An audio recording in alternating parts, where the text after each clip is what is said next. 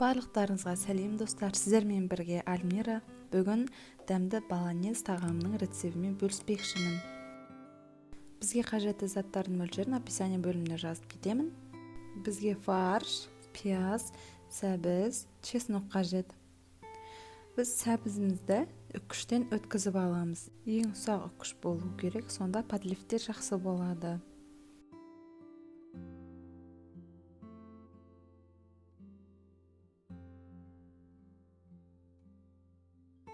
Ары қарай пиязды және чеснокты тураймыз. Пиязымызды жарты домалақ ретінде жіңішке қылып турай береміз, ал чесногымызды ұсақ қылып турамыз керек.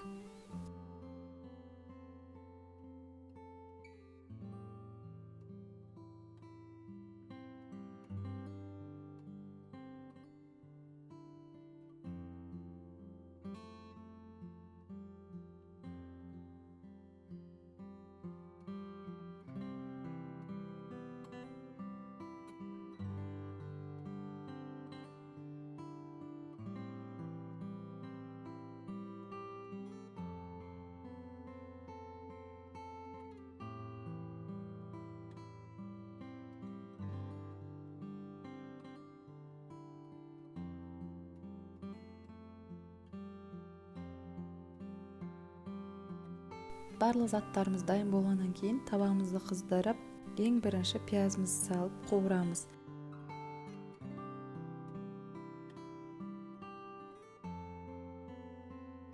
Пиязымыз сары алтын түске енгеннен кейін үстіне фаршымызды салып, тағы да араластырамыз. Менде сиыр етінен жасалған фарш, видеодағыдай пияз екеуін араластырамыз.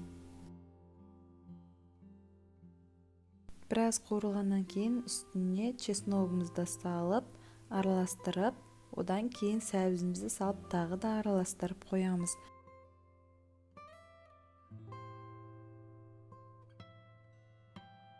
Бетін жауып өз сөлінде быққаннан кейін бір ас қасық томат, татына қарай тұз және қара бұрыш салып тағы да араластырып бетін жауып қоямыз. Барлығы қуырылғаннан кейін үстіне бір кружка суды құйып, баяу отта бұқтырып қоямыз. Су өте көп болмауы керек, міне осы мөлшерде болса болады, видеода көріп тұрғандарыңыздай.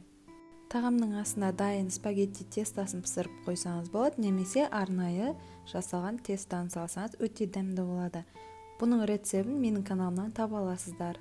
Астына тестаны салып, үстіне подливімізді құйғаннан кейін сырды теркадан өткізіп ұсынсаңыз өте дәмді болады.